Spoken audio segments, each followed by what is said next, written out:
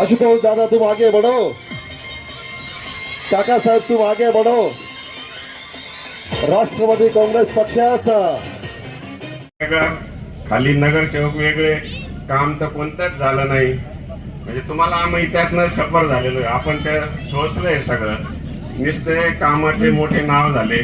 यांनी काम काढायचं, त्यांनी कोर्टात जायचं, यांनी काम काढायचं, कोर्टात जायचं. प्रत्येक वेळेस लढा देत गेलो, यश मिळत गेलं. दुसरी गोष्ट, आपले नगराध्यक्षाचे उमेदवार, मला सांगा तुम्ही आता काका साहेबांचं नाव हे सर्व परिचित आहे. त्यांनी कोपरगावासाठी काय नाही केलं. कोपरगावमध्ये त्यांनी व्यापारी महासंघाची एक नवीन संकल्पना चालू केली. कोपरगावमध्ये व्यापारी, त्याच्यानंतर त्यांच्या दुकानदारीची समस्या, त्याच्यानंतर समता पतपेढीतून त्यांनी बेरोजगारांना रोजगार देण्याचं प्रयोजन केलं. पुष्कळ त्यांनी त्यांच्या पद्धतीने आज जो आंतरराष्ट्रीय ख्यातीवर माणूस आहे, म्हणजे ज्यांनी महाराष्ट्र फेडरेशन पासून ते डायरेक्टर आहेत, चेअरमन आहेत, आज आंतरराष्ट्रीय काम करत आहेत. तर त्या माणसाला आपण का नाही निवडून द्यावं. तर माझी सगळ्यांना विनंती आहे की नगराध्यक्षासाठी त्यांना आपण घड्याळ या चिन्हावर बटन दाबून प्रचंड मताने विजयी करावं. एवढं लक्षात ठेवा, घड्याळ सगळीकडे दिसेल त्या घड्याळ. कारण कोणाकडे पूर्ण 30 उमेदवार द्यायची सुद्धा पात्रता नाही दुसऱ्या पक्षांकडे, आहे की नाही. ते काही लंगडे पॅनल दिले, काही कमळासोबत छत्री जोडली, कधी काय दुसरे चिन्ह घेऊन उभे राहिले. आमचे मशालवाले बिचारे, मी मशालचा कार्यकर्ताच होतो, परंतु ते गायब झाले. कुठं काय ते पण दुसऱ्या पक्षात गेले. असं म्हणजे वाताहत झाली इतर पक्षांची. कोणाला ध्येय धोरण सुसूत्रता नाही आहे त्यांच्यामध्ये. तेव्हा आपण सगळ्यांनी एक सुसूत्री कारभार, एक हाती कारभार जर झाला तर चांगला होतो. आपल्याला घरावरून कळतं. तर आपल्याला आपल्या गावाची सुधारणा करायची आहे ना, मग त्यासाठी आपले कष्ट कमी करण्यासाठी आपण फक्त एक सूत्री आणि एक हाती कारभार ठेवा. त्यासाठी आपण घड्याळ हे चिन्ह लक्षात ठेवायचं, ते बटन दाबायचं आणि आपण आपल्या उमेदवारांना निवडून द्यायचं. पुन्हा एकदा काकासाहेब नेहमी गोरगरीब लोकांना मदत करतात. काकासाहेब कोणत्याही महापुरुषाची जयंती असेल किंवा महापरिनिर्वाण दिन असेल, पुण्यतिथी असेल, ते आपल्या बँकेत नित्यनियमाने साजरी करतात. सर्व जाती धर्माला घेऊन चालणारे काकासाहेब, आणि तीच शिकवण लोकप्रिय आमदार सन्माननीय आशुतोष दादांनी आम्हाला दिलेली. आम्ही सुद्धा प्रत्येक जाती धर्माला घेऊन चालणारे लोक आहोत. आम्ही सुद्धा गरिबीतून पुढे आलेले. आज जर आम्ही नगरसेवक होत्या आणि त्यावेळेस आपला माऊली मंगल कार्यालय हा नवीन झाला होता. त्याच्यातले भांडे कुठे गेले रे भाऊ, कुणी चोरून नेले हे सांगा, कुणी चोरलं. त्याच्यानंतर आपल्या भागामध्ये हे शौचालय आहे. 14 लाख रुपयाचे काम झाले होते त्या काळात. 14 लाख रुपयाची निधी आली भाऊ, आणि तिने शौचालय केली. परंतु शासनाचा नियम आहे, ज्या ठिकाणी लोकवस्ती आहे 2012 मध्ये तिथून 100 मीटर लांब शौचालय पाहिजे. आणि हे निकृष्ट दर्जाचं काम केलं. 6 MM चे गज वापरले. इतिहासात पहिल्यांदा 50 वर्षामध्ये नगरपालिकेने या दरेकर मॅडम असताना ही शौचालय पाडली. आणि 14 लाख रुपये कोणी चोरले रे बाबांनो. ठेकेदार तेच, नगरसेवक तेच, आणि चोर सगळ्यांना माहिती.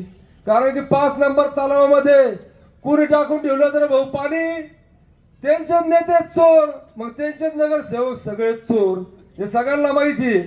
तर त्याच्यामुळे मी सर्वांना विनंती करतो, कारण आशुतोष दादा नौखा उमेदवार असताना सुद्धा 5 वर्षामध्ये कोपरगाव शहरातला कायमचा जो प्रश्न होता, पाणी पाणी पाणी, हा जर आशुतोष दादा 5 वर्ष सोडू शकते तर तुम्ही का सोडू शकले नाही. कोपरगाव शहरातील रस्त्याला तुम्ही रस्ते बनवू शकले नाही. आशुतोष दादांनी बनवले ते तुम्ही का करू शकले नाही. का 20-25 समाजाला तुम्ही समाज मंदिर देऊ शकले नाही. का बरोबर पोलीस लोकांना तुम्ही वसाहत निर्माण करू शकले नाही.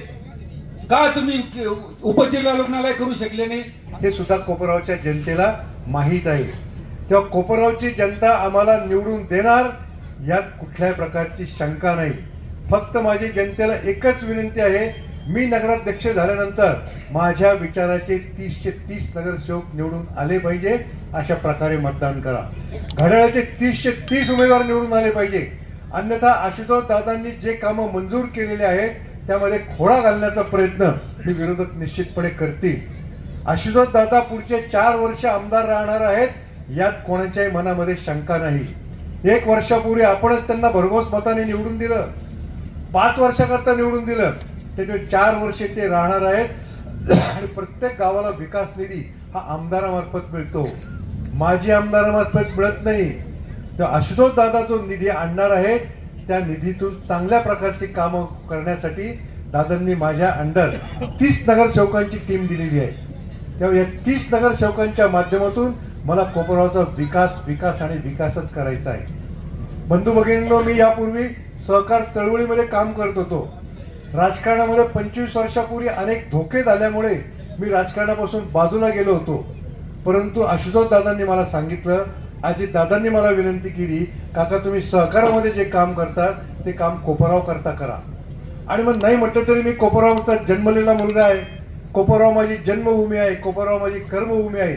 कोपरगाव करता काहीतरी केलं पाहिजे, मग आपल्या गावाकरता काहीतरी केलं पाहिजे, याकरता मी या नगराध्यक्ष पदाच्या निवडणुकीवर उतरलेला येईल. तो निधी चांगल्या प्रकारे खर्च करण्याकरता यापुढचं माझं सर्व आयुष्य हे कोपरगावकरांकरता मी समर्पित करीत आहे, कोपरगावकरांकरता अर्पण करीत आहे. यापुढे माझ्या आयुष्यामध्ये शेवटपर्यंत माझा श्वास कोपरगाव, माझा ध्यास कोपरगाव आणि माझा सगळं काम हे कोपरगावच्या विकासाकरता राहणार आहे. यामध्ये मी या महिला भगिनींना सांगू इच्छितो, आज उपजिल्हा रुग्णालय म्हणजे अशी परिस्थिती का त्या ठिकाणी 50 ICUचे बेड आहे, जे आपल्यासारख्या स्लम एरिया मधल्या लोकांना दवाखान्याचा जर अर्जंट काही प्रॉब्लेम आला तर आपल्याला कोणत्या दवाखान्यात यायचा प्रश्न आपल्या डोळ्यासमोर येत राहतो. आणि पहिल्या डोळ्यासमोर येतं का पेशंट वाचवायचं की पैसे पाहायचे. पण आशुतोष दादांनी उपजिल्हा रुग्णालयाचं 50 ICU बेड केलं. त्या ठिकाणी आपल्या सगळ्यांना पुन्हा हा प्रश्न येणार नाही. जर कोणावर जर वाईट प्रसंग आला तर त्या ठिकाणी उपचार कमी पैशात होतील. अशा प्रकारे आशुतोष दादांनी काम केलं. मग आशुतोष दादांनी जे विजन ठेवलं ते तुम्ही का ठेवू शकले नाही? या सगळ्या गोष्टीचा विचार तुम्ही सगळ्यांनी एक करायचा आहे. आपल्याला निवडणूक ही विकासाच्या मुद्द्यावर जायचंय. आपल्याला कोणाची हेवेदावे करायची नाही. आम्ही निवडणुकीच्या पद्धतीत आशुतोष दादा कोपरगाव शहरामध्ये काय काम करणार हे तुम्हाला आम्ही सांगतोय. आशुतोष दादा रोज तुम्हाला पाणी देणार हे तुम्हाला सांगतोय. विरोधकांचं वेगळंच चाललंय, काका असे हे तसे. अरे समोर या. आशुतोष दादा जर म्हणतोय मी तुम्हाला रोज पाणी देईल तर तुमच्या हिंमत येते, तुम्ही बोलायला पाहिजे. आम्ही तुम्हाला रोज दिवसातून दोन वेळा पाणी देऊ, पण ती दानत तुमची नाही, कारण तुम्ही ते काम करूच शकत नाही. अशा प्रकारचे उमेदवार समोर उभे केले हे सगळे. तुम्हाला माझी विनंती आहे का ज्या लोकांनी कोपरगाव शहरातील रस्ते होऊ नये म्हणून कोर्टात स्टे घेतला, ज्या लोकांनी कोपरगाव शहरातील पाण्याचे तळ होऊ नये म्हणून कोर्टात गेले, अशा लोकांना त्यांची कुवत त्यांची लायकी दाखवून द्या. येणाऱ्या 20 तारखेला ते पवित्र मत आहे तुमचं कोपरगाव शहरातील विकासाला द्यायचंय आपल्याला. कोपरगाव शहरामध्ये पूर्वी तुम्ही एक साधारण 2-1 वर्षापूर्वी बघितलं असतं, कुठे आशुतोष दादांनी एखाद्या रस्त्याचं काम चालू केलं का लगेच बोर्ड लागायचे शेजारी. याचा पाठपुरावा आम्ही केला आहे आणि आमच्या प्रयत्नाला यश आलं. अरे तुम्ही आमदार असताना एक रस्ता करू शकले नाही, आमदार नसताना तुम्ही कोणत्या पद्धतीचे रस्ते करता? सतत कोपरगाव शहरातील जनतेला झुलत ठेवलं, पाण्यासाठी वंचित ठेवलं, रस्त्यासाठी वंचित ठेवलं आणि पुन्हा एकदा या कोपरगाव शहराचं वाटोळ करायसाठी तुम्ही पुन्हा एकदा पॅनल लावला. तुम्हाला जर कामं करण्यासाठी नगरसेवक निवडून द्यायचे नाही, कामासाठी खोडा घालण्यासाठी नगरसेवक निवडून द्यायचे, निवडणूक तरी कशाला लढवता? पूर्ण 30 उमेदवार तुम्हाला भेटले नाही.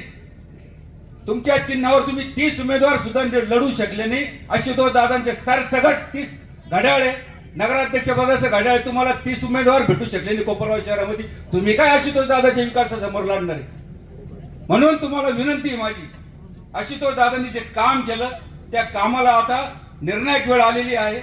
निर्णायक वेळ याच्याकरता आलेली आहे की उद्या जर आशुतोष दादांची सत्ता आली, आशुतोष दादा इथून पुढे 4 वर्ष या कोपरगाव शहराचे आमदार राहणार आहे आणि आशुतोष दादाच्या विकासावर मी ठाम सांगतो तुम्हाला, विकास कामावर आशुतोष दादाला भविष्यामध्ये कोणीच पराभूत करू शकणार नाही याची गॅरंटी मला आहे. कारण आशुतोष दादाचं काम बोलतं, तोंड नाही बोलत नुसतं काम बोलतं. तुम्हाला विनंती एकच आहे माझी की नगरपालिकेमध्ये फुल मेजॉरिटी म्हणजे 30 ते 30 तुम्ही घड्याळाचे सीट निवडून द्या. नगराध्यक्ष पदासाठी काका साहेबांसारखा उमेदवार निवडून द्या. म्हणजे आशुतोष दादाला भविष्यात तुम्हाला सांगायला जागा नाही राहणार. कमी तुम्हाला रोज पाणी का देऊ शकलो नाही किंवा कोपरगाव शहरामध्ये अशी सुविधा देऊ शकलो नाही. कारण खाली जर सरकार आपलं असतं, नगरपालिका आपल्या ताब्यात असली आमदार आपला असला, सत्ता असली तर कोणाला सांगायची गरज पडणार नाही का काम नाही झालं. पण जर का तुम्ही चुकले, खाली काही बरवट झालं, समोरच्यांच्या आमिषाला बळी पडले, समोरच्या दादागिरीला बळी पडले, तर कोपरगाव शहरात पुन्हा एकदा विकास होणार नाही. जे आशुतोष दादांनी ठरवलंय मला तुम्हाला रोज पाणी द्यायचे ते देऊ शकणार नाही, कारण आशुतोष दादांच्या ज्या स्कीमा आहे ते सगळे फेल करतील. यांना कोपरगाव शहरातल्या लोकांना सुविधा द्यायच्या नाही, यांना त्याच्यासाठी निवडणूक लढवायची नाही, यांच्या वैयक्तिक हेवे दाव्यासाठी. काकासाहेब कोटे नगरपालिका निवडणूक लढवायच्या आधी यांचा पूर्ण परिवार काकाकडे यायचा. काका तुमचं विजन खूप चांगलं आहे, तुम्ही खूप चांगल्या प्रकारे काम करता. पूर्ण परिवार, एक गेला का दुसरा, दुसरा गेला का तिसरा, तिसरा गेला का चौथा, सगळेजण काकाकडे यायचे. काकाने नगरपालिकेचा फॉर्म भरला, काका लगेच वाईट झाले. काका असे, काका तसे, म्हणजे तुमच्याकडे होते त्यावेळेस तुम्हाला सगळं चांगलं दिसत होतं, आणि काकाने थोडा तुमच्या विरोधात जायचा प्रयत्न केला, लगेच तुम्ही काकाचे हेवेदावे करायला लागले. अशा प्रकारचे लोक कोणत्याच कामाचे नाहीये. म्हणून तुम्हाला पुन्हा पुन्हा एकच सांगतो, भविष्यामध्ये कोपरगाव शहर ही निवडणूक म्हणजे निवडणूक सारखी नाहीये. निवडणूक म्हणजे या कोपरगाव शहरातील विकासाची. आणि आशुतोष दादांचा जो कामाचा स्पीड आहे आम्ही बघितले. कोर्टामध्ये ज्यावेळेस 5 नंबरच्या तळाला समोरच्या लोकांनी 3-4 शेतकरी उभे केले, ते शेतकरी ज्यावेळेस सर्वसामान्य शेतकरी होते त्यांना हायकोर्ट मध्ये 3-3, 4-4 वकील यांनी दिले. एक वकील द्यायला 4-4, 5-5 लाख रुपये लागतात. वकील कशासाठी दिले? काही 5 नंबरचं तळ कोपरगाव शहरात झालं नाही पाहिजे. पाणी झालं म्हणजे कोपरगाव शहरातील महिलांना जो काही पाण्याचा त्रास आहे नागरिकांना तो झाला पाहिजे. म्हणजे असे कोर्टामध्ये जाऊन तळ होऊ नये म्हणून जे लोक गेलेले आहे यांना योग्य ठिकाणी यांची जागा दाखवायची. समोर सगळे त्यांचे म्हणजे नगर अध्यक्ष पदाचे उमेदवार त्यांचे घरातले. काका कोयटे काय माझे पाहुणे नाही, हे काय कोणी माझे पाहुणे नाही. हे सर्व तळमळीने काम करणारे कार्यकर्ते. आपल्या सुखदुःखामध्ये, आपल्या अडचणी सोडवण्यामध्ये कायम त्यांचा पाठपुरावा माझ्याकडे असतो. एवढे काही कामं आपण या ठिकाणी करतो हे सर्व आपल्या मागणीप्रमाणे ते मला सांगत असतात. एक झालं पाहिजे, ते झालं पाहिजे, म्हणून त्या पद्धतीने सर्व उमेदवार देण्याचा आपण प्रयत्न केलेला आहे. यांच्या मागे आपण सर्वांनी मोठी ताकद उभी करून या सर्वांना आपण उमेदवार नगरसेवक म्हणून त्या ठिकाणी निवडून आणा. घड्याळ चिन्ह सगळ्यांचं घड्याळ चिन्ह आहे. 13 नंबर असू, 11 नंबर असू, कुठलाही प्रभाग असू, त्या ठिकाणी घड्याळ चिन्हाचं बटन दाबा अशी विनंती आपल्या सर्वांनी आपल्या आपल्या नातेवाईकांना, मित्रांना सर्वांना करावी. एवढी कळकळीची विनंती आपण सर्वांनी या ठिकाणी मान्य करावी. आणि त्या 20 तारखेला मतदान करून 21 तारखेला गुलाल घेण्यासाठी त्या ठिकाणी उपस्थित राहावं अशा प्रकारची विनंती आपल्या सर्वांना करतो. बाकी राहिलेले प्रश्न. डी न्यूज वृत्तवाहिनी सामाजिक, शैक्षणिक, राजकीय, धार्मिक, सहकार, सांस्कृतिक, कृषी या सर्व चालू घडामोडींचा वेध घेणारी वृत्तवाहिनी. डी न्यूज वृत्तवाहिनी, वेध वर्तमानाचा.